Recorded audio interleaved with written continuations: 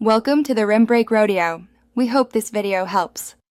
You start by checking essentials, Android version, device model, and whether recent updates changed behavior. Once done, plug in a charger and connect to Wi-Fi to avoid mid-process failures. You should enable an alternate input, external keyboard or switch access, so you can navigate if Talkback misbehaves.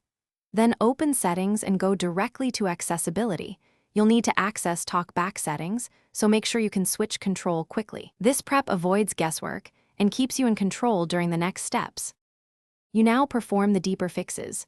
First, toggle Talkback off, wait 5-10 seconds, and turn it back on to force a restart. If problems persist, go to Settings Apps, show System Apps, find Talkback, and clear cache. If necessary, clear storage to reset preferences.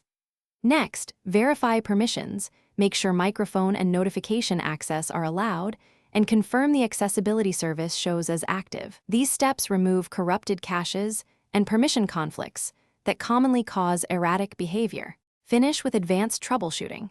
If issues started after an update, uninstall Talkback updates or conflicting accessibility apps from the Play Store or App Info. You should boot into safe mode to determine if a third-party app is causing conflicts.